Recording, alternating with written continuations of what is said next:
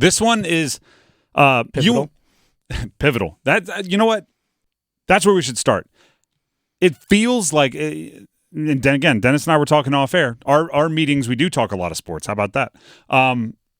And he was like, can we just call this, what'd you call it? Like Gotta Have It Day or something like that? It's kind of like Gotta Have It Weekend. Gotta Have It Weekend. And he was talking about NC State, and he was talking about UNC, and he was talking about all these teams. Wake Forest, all these teams in the ACC that had games that felt like they gotta have it. And my first reaction was no. It can't be, because you can't put them in the same category, right? UNC gotta have it. It's like, whoa, so they don't fall to second in what I believe is one of the best basketball conferences in the country. And meanwhile, NC State has got to have it to the point where, like, if they lose, they're pretty much mathematically eliminated from the postseason, like from the NCAA tournament, not the ACC tournament. Yeah. And I'm going like that. They can't be in the same gotta have it. But then the more and more it went on, I was, I'm prepping. We're going to obviously talk about all these games. They're all big games in the ACC, big games in North Carolina. And I'm going, it does feel really important to UNC. And then I'm prepping the NC State game, and it does feel really important to NC State. Then I'm prepping the Wake game, and it does feel really important to Wake.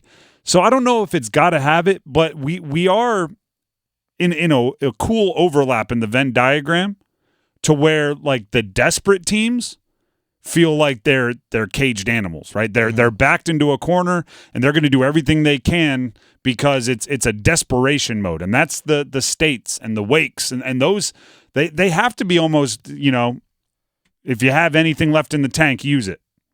And then there's the top teams who are trying to set themselves up for the postseason and seeding and need to make sure they're peaking at the right time, and that's its own kind of urgency. It's not as desperate, but it is urgent, right? So pivotal. We were just talking during the commercial break. What's a word that can encapsulate both of those, right? The desperation and also the impactful and importance of setting yourself up for postseason. It's a very pivotal weekend in the ACC. It's pivotal for UNC when they play Virginia Tech to win the game. They don't need to beat Virginia Tech for tangible reasons. They don't need to beat Virginia Tech to make sure they play on Thursday of the ACC tournament. They don't need to beat Virginia Tech to make sure they make the NCAA tournament. They don't need to beat Virginia Tech for those reasons, but for self-confidence and for knowledge of self and their mental sports health, it is pivotal. How poorly can UNC play for a 2-week period before they begin to question themselves? Since the Duke game, they've not played their best basketball. How long, part of the reason golf is so frustrating is because even really good golfers have bad holes, right? Even some of the best golfers I know, I've had rounds with them where I'm looking at them going like, dude, I tell people you're good when you're not around. You're going to have to start backing me up on this one, right? Especially if we're playing with one of my friends and I prepped him. I'm like, hey, we're going to play with a guy. He's pretty good, right? Don't worry, he's still really fun to play with, but he's going to take a lot less shots than us to get it into the hole. Then you're playing with them and they stink, and you're like, come on, man, I told him you're good.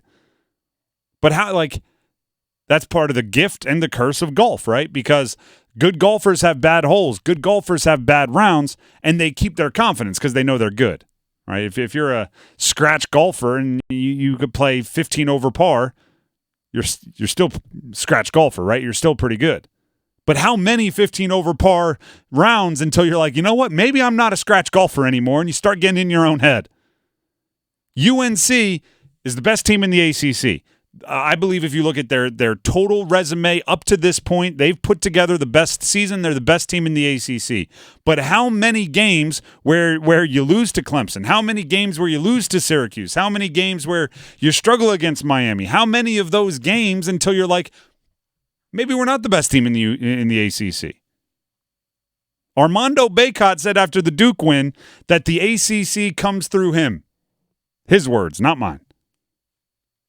Then they lost 2 of their next 3 games to come back to the very close to the pack in the ACC. Not Wolfpack, but just the group in the middle of the ACC. So, yeah, it's pivotal that they take care of Virginia Tech here just to remind themselves who they are. Because the other side of it is it only takes a few mollywhoppings right? It only takes a few vintage R.J. Davis and Armando Bacot games and Harrison Ingram games where they win by 20 and they dominate and they control everything for us to completely forget that they struggled at all. Right? Takes a couple games. Oh, right back at it. It's like, all right, okay, they're a little wobble there, but they're back and they're normal. Only takes 2 or 3 of them. To use your golf analogy, it's like you drill one off the tee like 280 all, like right in the middle of the fairway. You're like, okay, yeah, there it is. Got that feeling back. That might be the most golf of it all, right? You go like double bogey, triple bogey, pick up your ball because you lost it, take you 6 to get out of the trap. The next hole, you put it 10 feet on a par 3, make the putt for birdie. You're walking to the next tee like, I should think about turning pro. I should at least consider if I hit the range every day, I should consider it. And your buddy's going like, it took you 13 shots to get out of the bunker 20 minutes ago. What are you talking about? Yeah, but that's just a feel. These guys play all the time. That could very much be UNC. If UNC smokes Virginia Tech, I will be doing it, right? I'll be walking to their next game going, they're a national title contender. They're pretty darn good. I don't know if you saw what they did against Duke. I don't know if you saw what they did against Virginia Tech. And someone's going to have to grab me and go, like 20 minutes ago, you were getting beat by Syracuse. What are you talking about? And I'm like, all right, that's fair, but, they hit the range more. Using the golf analogy, that's the way it goes, right?